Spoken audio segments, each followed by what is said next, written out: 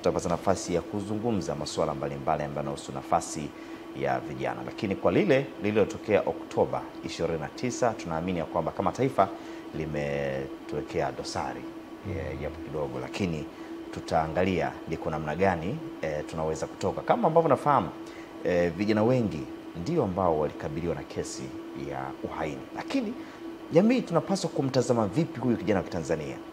Tunapaswa kutokaje hapa ili tuweze kusonga mbele zaidi? Sasa mchambuzi na mwanadiplomasia Omari Punzi yuko hapa. Karibu sana. Asante sana, nashukuru sana. Ndio, na asante sana kwa kuja. Asante sana. Kabla tujaenda mbali, tunafahamu ya kwamba ujana ni maji ya moto, na mimi wanapenda kuzungumza kwamba kundi la vijana likitumika vizuri lina faida kubwa katika taifa lolote lile. Lakini kundi hilo hilo likitumika vibaya ni mwiba na hatari katika taifa lolote lile duniani, kwa sababu ndio vijana ambao wana nguvu, na ndio vijana wakati mwingine wanaweza wakaendeshwa kwa sababu ya misukumo tu ya kisia. Sasa kwa nchini kwetu hapa ukisikia kila mtu anavyomtafsiri kijana, naweza kutukia kijana huyu, unajua vijana hawa, jamii inapaswa kumtazama vipi huyu kijana wa Kitanzania? Sawa, jamii kwanza inatakiwa imtazame. Unajua katika kipindi cha ujana anapitia changamoto nyingi sana kama hajashepiwa, tofautisha na mtu ambaye ameshafikisha kwenye umri utu uzima. Kwamba kipindi ambacho kijana anaingia kwenye adolescence, nadhani unafahamu zile procedure za adolescence, kijana anaweza kawa na miemko, lakini akishaingia sasa katika umri kamili wa miaka 18 mpaka miaka 20 na kitu mpaka 30, kama jamii, familia hazikumshepu au taasisi hazikumshepu, kijana anaweza akaingia katika matatizo mengi. Wengine wanaingia katika mfumo wa madawa kulevya, wanavuta. Nadhani unaona kundi kubwa wanaingia katika huko. Wengine wanaweza kujihusisha na mambo ya umalaya wakati fulani, wengine wanajihusisha na mambo ya hata unywaji pombe. Kwa hiyo jamii inatakiwa imtizame kijana katika misingi ya kumtengeneza siku hadi siku, kwa sababu hata katika mafundisho ya dini ya Kiislamu wanasema ujana ni nusu ya uchizi. Yaani yapo aya kabisa yanasema ujana ni nusu ya uchizi. Maana yake ujana ni nusu ya uchizi, na hili utimize ujana wako uwe smart. Ndio maana katika maeneo mengine dini, familia nyingine wanasema ukishafikisha umri fulani hebu anza kuoa kwanza, ili wakushepu kwamba unaingia kwenye nini, kwenye ndoa mapema, ili kwa sababu ukishaingia kwenye ndoa mara nyingi unakuwa unawaza namna gani ya kuweza ya majukumu. Hata sisi tuliingia ndoa tukiwa na umri mdogo sana. Wazazi, ingia mapema ili angalau kuna baadhi ya vitu vinini tunasema uviache. Lakini usipoingia, wazazi wasipokushepu, hauwezi ukawa smart. Sawa. Na tunazungumzia hapa kuwajengea vijana uzalendo. Kwanza nataka nifahamu, uzalendo ni mtu anazaliwa tu anakuwa mzalendo, au uzalendo unatengenezwa kwamba huyu lazima nimtengeneze awe mzalendo katika taifa lake? Ni uzalendo ni kitu kinaitwa ni motion, kwamba kwanza lazima watu uwe nacho katika moyo. Lakini sasa kutokana na mifumo, kuna mtu anazaliwa naye na kuna mwingine tunaamua kuwatengeneza. Ni kama tunaposema kuna mtu mwenye kipawa na kipaji. Nadhani unafahamu ya hizi sentence mbili. Tunasema kipaji ni mtu amezaliwa nayo, lakini kipawa ni yule mtu ambaye tunamtengeneza anakuwa na kile kipawa. Ndio kama tensi ya uzalendo. Uzalendo kuna mtu anazaliwa nao, kwamba motion toka akiwa mdogo, matendo yake unawapima wale wadogo. Hata mtoto wako unaweza kumpima jinsi anavyofanya kazi. Mwanao anaweza kana fanya kazi nyumbani hata kama wewe haupo, lakini anafanya nini? Kazi. Lakini kuna mtoto mwingine mpaka uje ndio ufanye kazi. Kwa hiyo ndio neno la uzalendo, ni ile hali ya kuipenda nchi kwa moyo mmoja na kuhakikisha kwamba lazima ufie katika nchi yako. Sasa tunawatengeneza wazalendo, vijana wa wazalendo, na ndio maana kuna taasisi tunasema kuna maagenti ambao wanatakiwa watengeneze vijana kuwa wazalendo. Maagenti hao ni kama JKT kwa upande wa Jeshi la Kujenga Taifa. Nadhani hamna mtu asiyefahamu, mtu anamaliza kidato cha 6 anaingia JKT ili akapikwe uzalendo. Lakini kuna maagent kama scouting. Scouting ni agent wa uzalendo. Kama kijana amepitia kwenye level ya scouting na amepikwa vizuri, hawezi ukamkuta anatukana, kwa sababu moja ya scout ni agent wa uzalendo. Lakini kuna dini. Kama kijana amefika kwenye mafundisho ya dini, yanaamini kila dini, kuna kwa mfano madhehebu ya Kikristo na kipaimara, nadhani mafundisho nini mnaita komunio. Kijana anaanza akiwa mdogo, anafundishwa. Kwa nini anaingia kule? Kwamba anafundishwa miko ya nchi, maadili, kuheshimu watu. Kama kijana amepita kwenye komunio, kipaimara, na amehitimu kweli yale mafunzo, hauwezi ukamkuta kijana anakosa uzalendo katika taifa hili. Na katika dini ya Kiislamu kuna madrasa. Kama kijana amepita kwenye madrasa, asubuhi ameenda madrasa, jioni hauwezi ukamkuta. Hao ni maagenti. Lakini agenti mwingine elimu, shule. Kama kijana kama amekosa kuingia kwenye dini, lakini kuna shule ameanza awali, shule ya msingi, ameenda shule ya sekondari, naamini huko pote anafundishwa uraia, nadhani unafahamu. Hatuwezi tukamkuta kijana akakosa uzalendo. Lakini agenti mwingine ni vyombo vya ulinzi na usalama, ambapo tunasema vyombo hivi vina wajibu wa kuwajengea, kwa mfano JWTZ, jeshi la polisi. Hatutegemei kama mtu ameenda kupata mafunzo ya jeshi la polisi alafu akakosa uzalendo. Hatutegemei mtu kama amepata mafunzo ya JWTZ alafu akakosa nini? Uzalendo. Kwa sababu hao ni maagenti na jamii inayotuzunguka ni maagenti wa uzalendo. Kwa hiyo hao mawakala ndio wana wajibu wa kuwashepu vijana kuwa wazalendo. Kama mtu amepitia huko 90%, hauwezi kumkuta kijana akakosa uzalendo. Sawa sawa. Na pengine umeongea vizuri sana kwenye kutaja hizo taasisi pia zikiwemo za dini. Inapotokea kijana akakengeuka na akaenda tofauti, tunatupa lawama kwa nani? Kwamba kwa taasisi hazijafanya kazi yake vile inatakiwa, hizo ambazo umezitaja? Kwa sababu nimekuuliza hili swali, wapo pia ambao wamekengeuka na wamepita huko kote. Naam, tukitolea mfano, hata wakati tunafuatilia hizo klipu za Oktoba 29 mwaka Motela, kuna waliokuwa wakijirekodi akisema mimi nimepita mpaka JKT, si nimefanyaje? Umeona, ni msomi, si na bachelor ya kitu gani hivyo, wako huko wanafanya vurugu. Hapa tunamlaumu nani? Unajua, ili uwe complete mzalendo, yani kama haujapita JWTZ, lakini hizi agenti 5 lazima uwe nazo. Ndio. Manake unaweza kupita JKT lakini umepelea kwenye dini, haujafundishwa maadili ya dini, ile imani ya dini, hofu ya Mungu. Mzalendo lazima uwe na hofu ya Mungu. Unaweza kuwa umeenda JKT lakini wewe komunio ulifanyaje? Ulikimbia. Usijui, umenielewa hapo kwamba haujui philosophy ya dini yako inataka nini. Kwa hiyo hapo ndipo kuna changamoto. Nasema mimi ni mzalendo, nimepita JKT lakini dini haujapita kwenye komunio. Kwa hiyo huyu anaweza akawa amepita eneo moja lakini ile stage ya pili ya dini hajafundishwa. Na ndio maana dini zina nafasi kubwa kuwafanya vijana wetu wawe wazalendo. Kwa mfano, anaweza akawa amepitia dini lakini kwenye serikali sasa haijui JKT, hajui namna hiyo. Kwa hiyo hivi vitu viwili vina mahusiano makubwa sana.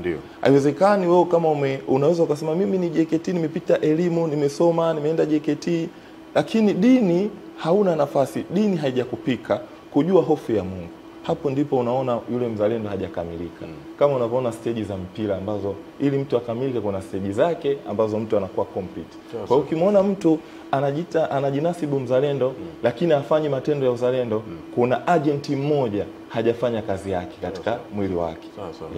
Kuna nafasi ya jamii pia hapo kwenye kumshepu kijana. Nafasi ya jamii. Pamoja na kwamba amepata hayo yote, hatuishi tu kusema huyu sasa amemaliza huku kwenye upande wa dini, kamaliza kwenye upande wa ukakamavu huko kwenye majeshi, lakini amemaliza kwenye upande wa shule. Kuna namna tunatakiwa hii iwe ni endelevu kwenye upande wa kijamii sasa. Jamii ina nafasi kubwa kwa shepu vijana, kwa sababu umeenda JKT, umeenda dini, lakini jamii inafanya kazi gani sasa? Jamii ni kama vyombo hivi nyinyi vya habari. Hii tunahisa ni sehemu ya nini? Ya maagenti ya jamii. Kwamba mnaporusha maudhui ambayo yenye nasaba ya kizalendo, mimi naona kumbe licha ya kwa mimi nimeenda JKT, nimeenda dini, lakini kuna mambo ya kijamii yanatakiwa yafanyaje? Yafanyike. Kwa hiyo nyinyi vyombo vya habari mna nasabu, mna ushawishi mkubwa wa kuifanya jamii ifanyaje? ijikite katika uzalendo. Kwa sababu yanasemaje, jamii ina nafasi kubwa. Zamani nadhani unafahamu kaka, wewe ulikuwa na uwezo wa kumkanya mtoto wa jirani. Lakini sasa hivi kumkanya mtoto wa jirani ni ngumu sana. Yeah. Na ukimkanya sheria zinaweza zikafanyaje? Zikakuhukumu sana. Na hapo ndipo jamii inajiona hatuna nafasi kwa shepo vijana kwa wazalendo. Unaona kijana fulani ni mwizi, unaona kijana fulani anajiingiza kwenye madawa ya kulevya, umemkuta. Zamani alikuwa una uwezo ukampiga hata mabao mtoto yule ambaye wa jirani. Lakini sasa hivi ukimpiga, familia inaweza ikakufanyaje, ikakupeleka kwenye vyombo vya polisi. Kwa nini ulimpiga? Ulitakiwa utuletee sisi. Kwa hiyo hapo ndipo jamii inapokosa nguvu kwa shepu hawa vijana wa kizalendo, kwa sababu haki nyingi zimekuwa jamii wamezikosa kwa shepu. Unaona hata kwenye daradara sasa hivi kijana anaweza kaa amekaa kwenye siti, ampishi mtu mzima. Lakini unaweza kusema hebu mpishe, kuna mtu anaweza kusema mwache, ni haki yake ya kimsingi. Sasa usimuona hayo mambo tunakwenda. Kwa hiyo jamii katika zama hizi wana nafasi kubwa sana kwa shepu watu kwa katika jamii za kizalendo. Katika hilo ambalo mlizungumzia kwenye swala zima la malezi na jamii, kuna mdau amesema anaomba kuuliza, je, kukosekana kwa malezi ya viboko kumeathiri vipi mmomonyoko wa vijana wa leo? Sawa, ni kwenye level ya shule au level ya nje? Hajasema sasa level gani. Kwa mfano ni level ya kuchoma viboko si kuanzia sekondari wanapiga viboko. Ila chuo huwezi kupigwa viboko. Ni kweli. Wakati fulani sisi wakati tunasoma tulikuwa walimu wetu wakali sana, na wasingekuwa wakali tusingekuwa hivi leo hii hata kwenye media hizi. Sengine walimu hawajapata matunda mengi yetu mazuri, lakini wanajisikia raha kutuona tukiwa hai na tukiwa tuko smart. Adhabu za viboko wakati fulani katika taasisi inategemea, lakini wakati mwingine adhabu ya viboko ikaleta nguvu ya kusema tunasemaje, vijana wetu wakati fulani tukiwalea kama tunawalea yai, tunaweza tukajikuta tuna wakosa. Na haki zimekuwa nyingi sasa hivi. Sheria zipo, kwa mfano katika ngazi ya shule kwamba adhabu mkuu anatakiwa atoe viboko vingapi? Vitatu, na anasaini kwenye logbook. Vijana lazima wahimizwe wakati fulani. Japokuwa wakati mwingine vijana wa sasa hivi ya afya imekuwa mgogoro. Tofautisha na kipindi ambacho sisi tunasoma. Sisi wakati mwingine unasoma mwalimu kabisa so viboko, ngumi. Wakati mwingine unakutana na mwalimu ngumi kashe, yani japo sio jambo zuri, japo sio kuwa makini. Lakini wakati tunasoma sisi walitushepo hivyo na tumesoma, wazazi wetu hakulalamika. Sasa hivi afya imekuwa, watoto wengi sasa hivi afya kidogo zimekuwa sio mzuri, na malezi na watoto wenyewe tofautisha na zamani. Kwa hiyo hata adhabu unavompiga mtoto unaangalia ile weakness, yani nguvu ya unaoitumia kwa yule mtoto. Ukiitumia vibaya inaweza ikamwathiri yule mtoto, lakini ukitumia vizuri inaweza ikamsaidia yule mtoto. Kwa hiyo adhabu za viboko wakati fulani inatakiwa iangaliwe kutokana na nguvu ya nini ya mpigaji na sheria zile ambazo zinazotakiwa kutumika. Kwa mfano mahakamani, nadhani unafahamu adhabu za viboko zinaendelea. Ukifanya kosa wakati mwingine kama kosa lina wajibu kupigwa viboko, unafanyaje? Unapigwa viboko. Mbona kule mahakamani watu hausemi, na unapigwa kweli kweli kabisa viboko. Kwa hiyo wakati fulani adhabu za viboko zinaweza zikatengeneza vile. Huko mahakamani na mahakama inashuhudia. Huko peke yangu huko haishuhudiwi. Sasa inategemea na adhabu inatolewa vipi. Kama adhabu unaitoa ukiwa na hasira, hiyo sio adhabu. Lakini kama adhabu unaitoa ikiwa katika kumjenga yule mtoto, anayepigwa anaona kweli hiki nimepigwa kutokana na ndo tofauti na walimu wa zamani. Walimu wa zamani walikuwa wakikuadhibu mwenyewe ulioadhibiwa unahisi kabisa hichi nimeadhibiwa haki yangu. Lakini sasa hivi wakati mwingine adhabu sio adhabu, ni adhabu za kisilani. Sengine umetoka na feedback nyumbani, una hasira, unapiga mtoto, unaweza ukaua vile vile, na ukiua sheria inakushtaki vile inakushtaki. Sawa. Sasa tunapaswa kufanya nini hivi sasa? Kwa sababu saizi kama kila mtu anamtupia mpira mwenzake, kwamba akiona kijana sio mzalendo ndivyo sivyo wanatupiwa wazee. Nyinyi hawa watoto hamkuwalea, mliwafuga. Sasa ndio vijana wetu hawa tunapaswa kufanya nini saizi? Unajua mimi na wewe tumepata bahati ya kuijua historia ya nchi, lakini sio vijana wote wanaijua historia ya nchi, na hapo ndipo kuna mapungufu makubwa kati ya kuwajenga uzalendo. Taifa lolote linalotaka kuwajenga uzalendo katika nchi yao lazima uijue historia ya nchi tulipotoka, na hicho ndio kitu kikubwa. Hata Rwanda wakati walipoingia kwenye 94, sasa hivi wameitengeneza historia yao kwamba hawataki kurudia tena, kwamba kila kizazi kinachokuja kinaelimishwa. Hata wenzetu wa Japan wakati wanapigwa bomu la wametengenezewa historia kwamba yale matukio yalotokea hatutaki tena kufanyaje yajirudie. Kwa hiyo kama hatutoa shepu kwenye background ya historia, hauwezi kuwapata uzalendo. Hawa unaona vijana wa leo, mimi nataka nikwambie, wanaenda shule za private wanasoma. Kuna kijana anaweza akasema mimi na PhD lakini nchi haijui. Yaani ukija kumuita hapa hajui. Na kuna siku moja mtu aliulizwa, waziri wako mkuu anaitwa nani? Hata bendera inapandishwaje hajui. Historia ya nchi ilikuwaje? Hata ukimwambia mwaka gani, kwamba na unakuta PhD holder kabisa. Na ana PhD kubwa lakini nchi haijui. Kwa hiyo lazima tuikumbushe historia ya nchi. Tuna wajibu hawa viongozi wetu, tuna wajibu walotutangulia, angalau kwa siku moja wanapokaa kwenye vipindi waikumbushe nchi ilipotoka, tunapoenda, kwamba kwa nini lengo la wazee wetu walivyopigania uhuru. Wazee wetu kama wangetaka kutusaidia kutuingiza sisi katika nchi yetu matatizo, basi wasingeitengeneza nchi. Kwa nini wazee wetu waliamua kuitengeneza nchi? Ili sisi watoto wao tunufaike na nchi. Kwa nini sisi vijana tunaingiza nchi hii katika maeneo ambayo wazazi wetu wakiinuka leo hii wakifufuka wanaweza wakasema hawa watoto kweli ni laana, wakatupa laana. Kwa hiyo lazima waishepu nchi, lazima wafundishwe historia ya nchi tulipotoka. Kama leo hii tunaona maandamano ndio sehemu ya nini? Ya kimsingi. Mbona wazee wetu hawakutaka kuandamana kipindi hicho? Kwani walikuwa sio wajuaji sana? Hivi leo hii sio wajuaji. Leo hii unaweza ukajiona wewe ndio umepata PhD. PhD yako haina manufaa. Kuna watu walipata PhD toka zamani. Mbona hawakutaka kuingia front? Waliheshimu maamuzi na wakaheshimu miko ya maadili na wakaona ni njia sahihi na walifanya mambo mema katika nchi. Kuna wengine wana mitazamo tofauti sana. Wanasema kwamba wengi uzalendo ambao tunauzungumzia unatengeneza vijana kuwa waoga.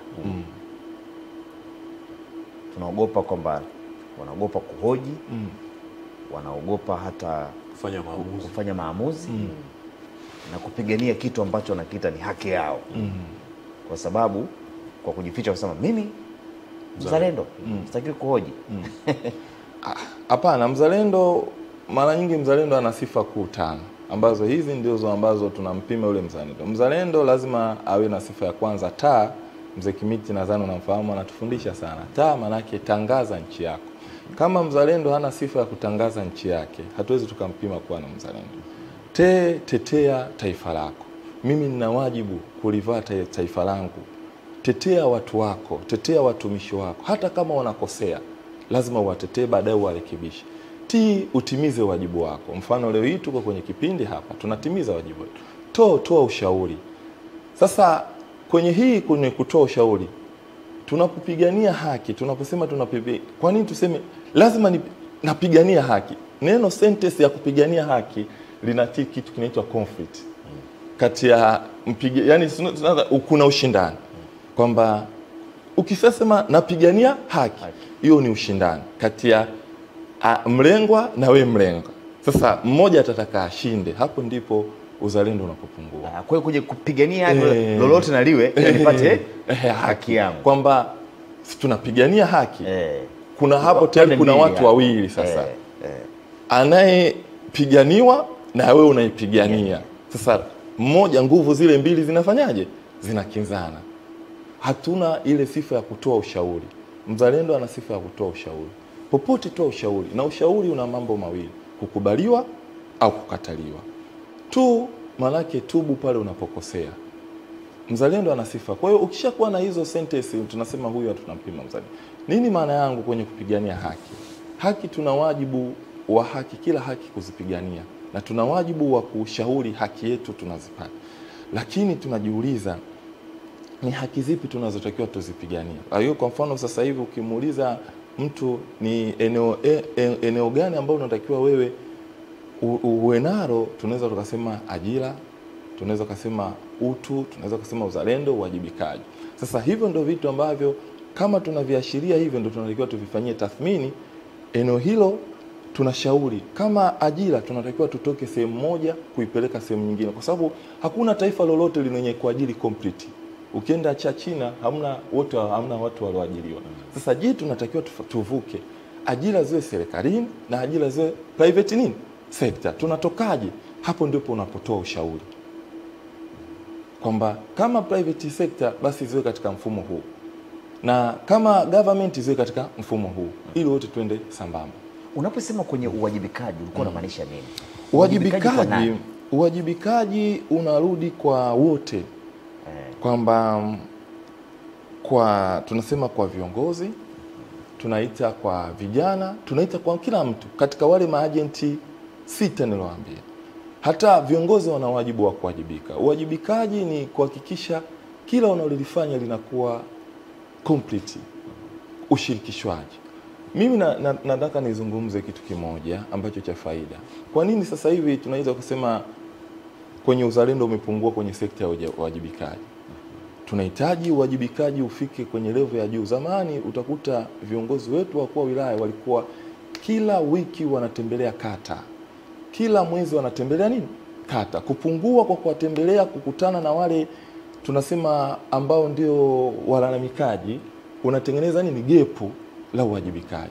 Kwa hiyo lazima kama DC kila mwezi utenge ratiba ya kutembelea kata zile kwa kusikiliza kero.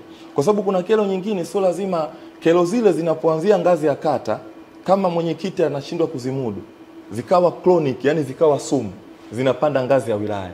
Ngazi ya wilaya zikiwa sumu zinapanda ngazi ya ya mkoa.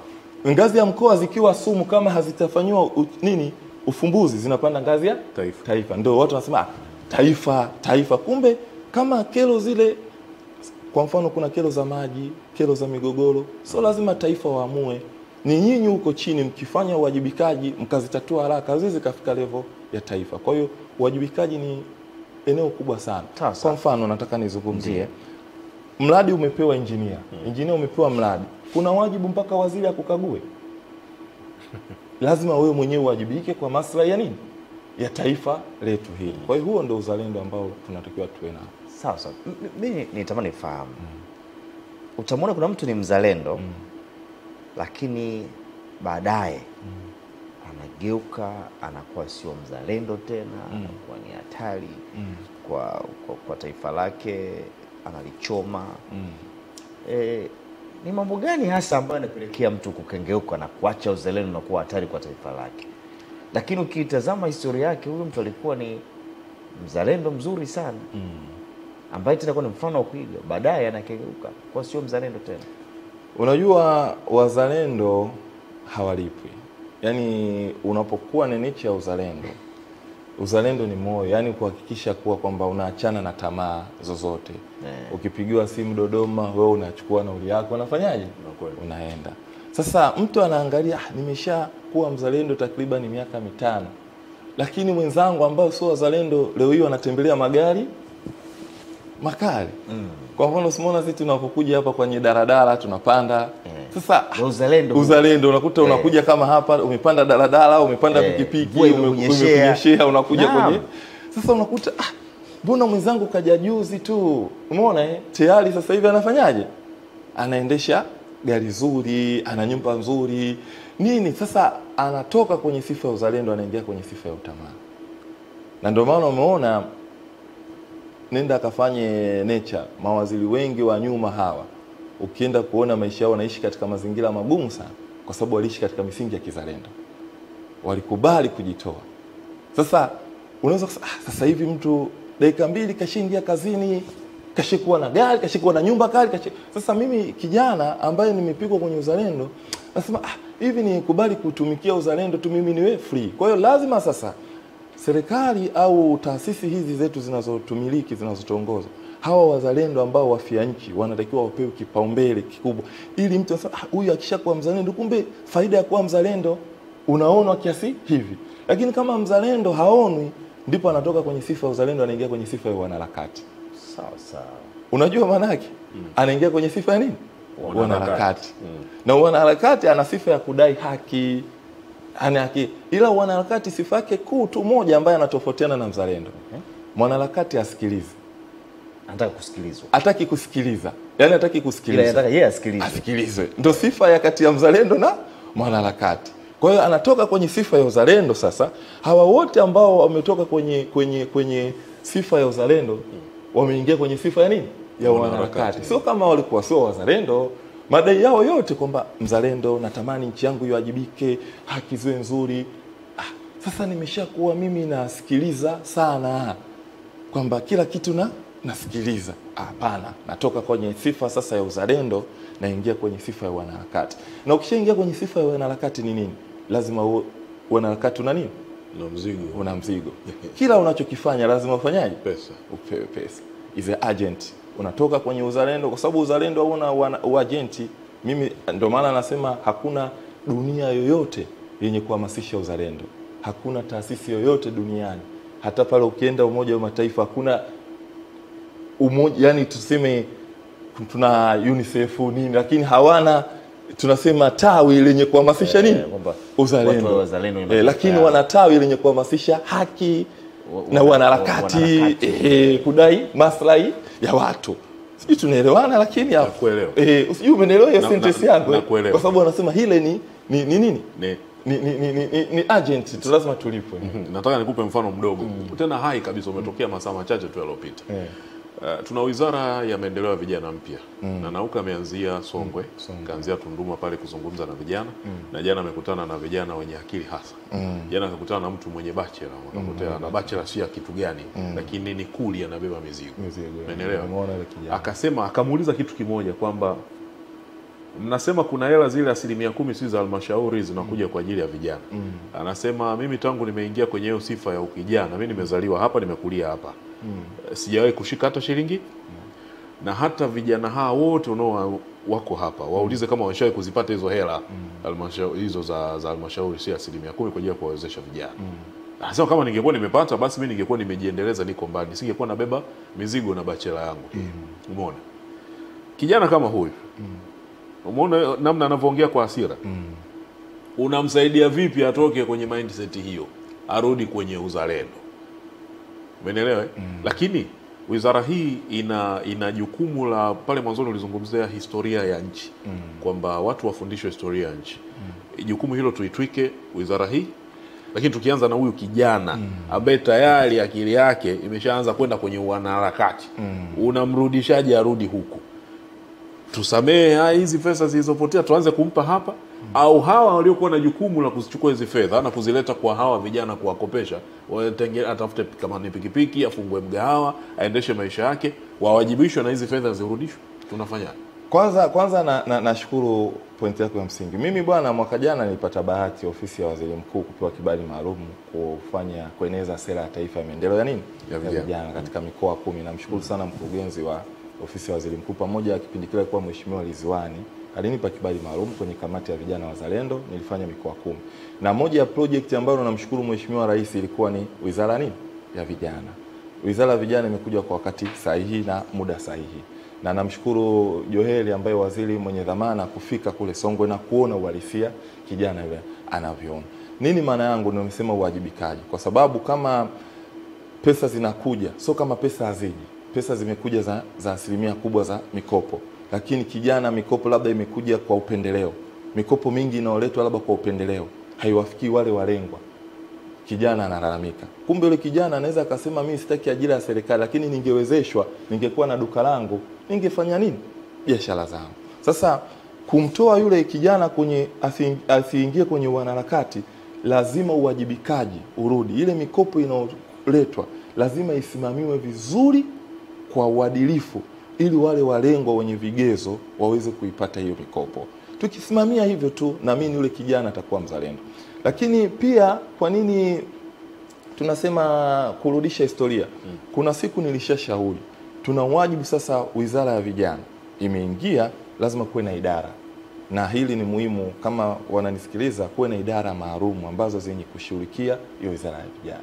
Kuwe na idara ya kero, kwamba kijana anapotaka sasa kutoa kero yake ni maalum kumtumia mkurugenzi fulani. yani moja kwa moja, kuwe na idara za itifaki na mafunzo. Vijana wanahitaji kuendeshwa itifaki. Vijana hawajui itifaki ya nchi.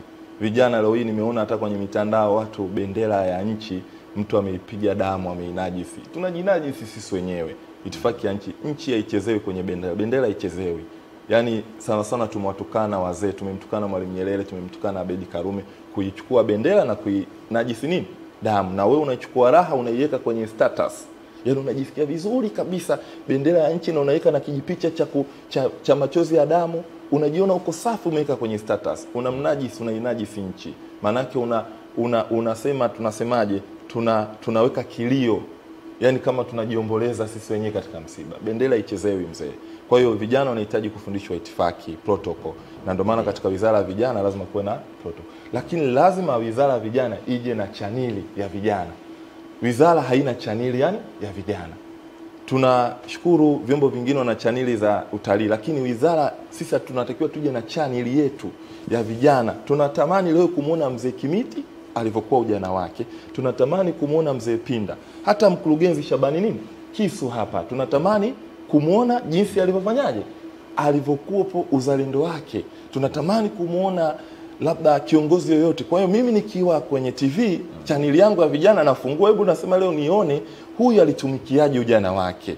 Inakupa background shape. Kama hatuna chaneli ya vijana hatuwezi tukafanikiwa. Kwa lazima tuje na chaneli yetu ya vijana sisi. Omari, nilichokuja kugundua ni kwamba kwenye ziara ya waziri wa maendeleo ya vijana John Anauka, vijana wanaelewa mkubwa sana. Na vijana wanataka kusema ukweli. Na sijui kwa nini kuna hii kwamba mtu akitaka kuongea ukweli anauliza kwanza kwa nini ongea ukweli. Hiyo pia lazima tujitafakari kama nchi. Kwa nini mtu anaomba ruhusa ya kuongea ukweli? Kwa sababu baada hata ukutana na Anthony Mtaka, kuna mtu kijana alimuuliza niongee ukweli? Naomba ongea. Sijui umenipata vizuri. Hiyo nayo nadhani kuna shida mahali. Lakini kwa nini watu wasiwajibishwe? Kama kweli kuna mikopo ya 10% kwa lengo la vijana na hao huku chini wameshindwa kufanya kazi, unadhani ni muda sasa kuwajibishwa hata wakurugenzi hao wote ambao wamekuwa ni mikwamo? Kwa sekunde chache tu maana. Kwa sekunde chache. Katika nchi yetu, katika ili nchi iwe improvement, hizi nataka nizitolee stage hizi 5. Stage hizi 5, kuna stage moja ndio inatuumiza sisi. Stage ya kwanza, sisi tumefanikiwa, tuna planning. Tunaweka planning, monitoring, tunafuatilia, tunafanya evaluation. Stage ya 3, reward and sanction, adhabu na zawadi. Adhabu kwa watu waliokosea na adhabu kwa watu waliokosea na nini tuseme, zawadi kwa watu waliopatia motisha. Hii stage ya 4 ndio inatuumiza. Tumekuwa fairness. Adhabu ili uipate stage ya 5 ya improvement, kama hatua ya 4 hautokuwa smart, improvement hatuzopata. Kwa hiyo vyombo hivi vyetu, kwa mtu aliyokosea lazima ashushwe cheo, au kwa mtu aliyopatia apandishwe nini? Cheo. Tusiwe haya yote tuliofikia hapa kwa sababu yote yanabebeshwa jumba bovu labda mheshimiwa kule juu, kwa sababu tulikuwa tuna fairness kwenye stage ya 4, reward and sanction. Kwa mtu anayepatia apewe nini? Eko yake apandishwe. Na mtu anayekosea asisite mheshimiwa rais kumtoa katika nafasi hile. Tukienda hivyo basi nchi yetu, vijana wana imani. Na kama uamini vijana wana imani na serikali yetu, tazama hata rais anapotaka kuteua nini viongozi wake wanasikilizia. Unaona mbona yule anakuja ni yule wanasema usifikiri kama vijana wana imani na serikali yao. Wana imani nayo, ile wanataka viongozi panchwazi, yani viongozi wenye kufikika na viongozi akikosea hawajibishwe. Ni viongozi ambao wenye kutendeka, kwamba wenye field. Tunapoelekea hapa lazima mheshimiwa rais ateue viongozi ambao wenye field, wenye kufikika, ili kesho na kesho tusiyarudie tena haya. Asante sana. Tulikuwa na mwanadiplomasia huyu na ni mshauri wa vijana Omari Punzi, ambaye tulikuwa tunazungumzia umuhimu wa kuwajengea vijana uzalendo, na tumezungumza mambo mengi sana katika swala hili la uzalendo, ni kwa namna gani kijana anaweza kajengiwa kuwa mzalendo, lakini pia ameelezea kwa nini vijana wanakuwa wazalendo baadaye wanakengeuka na kuwa sio wazalendo. Kuna visababishi hapa katikati ambavyo Mdole mpata nafasi ya kuelezea. Mimi ni Emmanuel Mwakapotela, mwenzangu ni Emily Lazarus. Asante sana kwa Omari Punzi kwa kuja, lakini tutarejea baadaye kukutana na wahariri. Baki na sisi, na hii ni Baragumu Live.